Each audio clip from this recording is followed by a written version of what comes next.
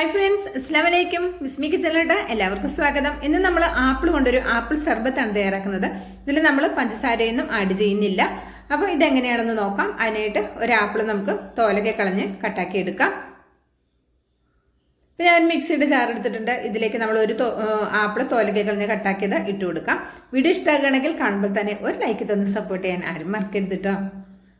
അപ്പോൾ അതിന് ഇതിലേക്ക് മധുരത്തിനായിട്ട് ഒരു 6 ഈത്തപ്പഴം തോലും കളഞ്ഞ് അതുപോലെ തന്നെ അതിൻ്റെ കുരുവും കളഞ്ഞിട്ട് കുറച്ച് വെള്ളത്തിലൊന്ന് സോക്ക് ചെയ്ത് വെച്ചതാണ്. ഇനി ഇതിലേക്ക് ഞാൻ ചേർത്ത് കൊടുക്കുന്നത് അണ്ടിപ്പരിപ്പാണ്. ഒരു 10-12 അണ്ടിപ്പരിപ്പോളം ചേർത്ത് കൊടുക്കുന്നുണ്ട്. നിങ്ങളുടെ കയ്യിൽ അണ്ടിപ്പരിപ്പ് ഉണ്ടെങ്കിൽ ചേർത്ത് കൊടുക്കുക, ഇല്ലെങ്കിൽ ബദാമാണ് കയ്യിലുള്ളെങ്കിൽ അതാണെങ്കിലും ചേർത്ത് കൊടുക്കാം. ഇനി ഇതിലേക്ക് ഞാൻ ഒരു 1/2 കപ്പ് പാല് കൂടെ ചേർത്ത് കൊടുക്കുന്നുണ്ട്. എന്നിട്ട് ഇത് നമുക്ക് നന്നായിട്ടൊന്ന് അരച്ചെടുക്കാം.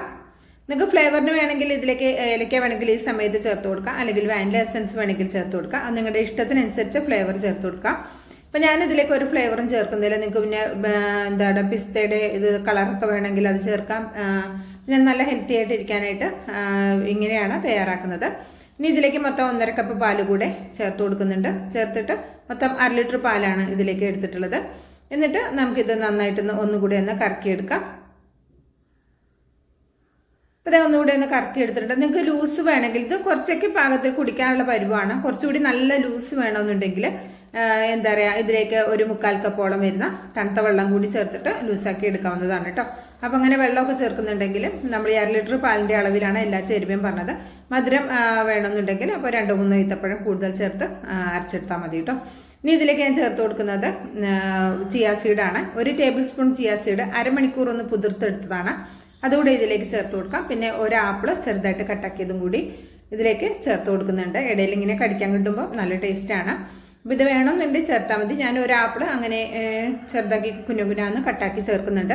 ഇത്ര ആപ്പിൾ വേണ്ടെങ്കിൽ നിങ്ങളുടെ ടേസ്റ്റിനനുസരിച്ച് ആപ്പിളിൽ ഗ്രേറ്റ് ചെയ്തിടുന്നതിൽ കുറച്ച് മതിയെങ്കിൽ അങ്ങനെ പകുതിയൊക്കെ ഇട്ടാലും മതിയാകും. വീഡിയോ ഇഷ്ടമാകുമ്പോൾ കാണുമ്പോൾ തന്നെ ഒരു ലൈക്ക് തന്ന് സപ്പോർട്ട് ചെയ്യാൻ മറക്കരുത്. ഇതിലേക്ക് നമ്മൾ നല്ല ഹെൽത്തി ആയിട്ടുള്ള ഒരു ഡ്രിങ്കാണ്. ഇത് വേനലിൻ്റെ ചൂടിനും അതുപോലെ തന്നെ നോമ്പിൻ്റെ ക്ഷീണവും ഒക്കെ മാറാൻ പറ്റിയ നല്ല ഹെൽത്തി ആയിട്ടുള്ള ഒരു അടിപൊളി ഡ്രിങ്കാണ് കേട്ടോ. അപ്പോൾ ഇങ്ങനെ ആരെങ്കിലും റെഡിയാക്കി നോക്കിയിട്ടുണ്ടെങ്കിൽ തീർച്ചയായും അഭിപ്രായം അറിയിക്കുക. റെഡിയാക്കി നോക്കാത്തവർ ഒരു പ്രാവശ്യങ്ങൾ റെഡിയാക്കി നോക്കുക. ഈ സമയത്ത് നമ്മുടെ വീട്ടിലൊക്കെ എല്ലാവരും വീട്ടിലും ഫ്രൂട്ട്സും പാലും എല്ലാം ഉണ്ടാവൂലേ. അപ്പോൾ തീർച്ചയായിട്ടും ഒന്ന് റെഡിയാക്കി നോക്കിയിട്ട് അഭിപ്രായം അറിയിക്കാൻ മറക്കരുത് കേട്ടോ. വിസ്മി കിച്ചൺ എന്ന യൂട്യൂബ് ചാനൽ സബ്സ്ക്രൈബ് ചെയ്ത് കാണുന്ന എൻ്റെ എല്ലാ പ്രിയ കൂട്ടുകാരും ഒന്ന് സബ്സ്ക്രൈബ് ചെയ്തിട്ട് അടുത്ത് വരുന്ന ആ ബെല്ലൈക്കൺ ഒന്ന് എനേബിൾ ചെയ്ത് വെച്ചാൽ മാത്രമേ നമ്മളിടുന്ന വീഡിയോസിൻ്റെ നോട്ടിഫിക്കേഷൻ നിങ്ങളിലേക്ക് കറക്റ്റായിട്ട് എത്തുള്ളൂ കേട്ടോ.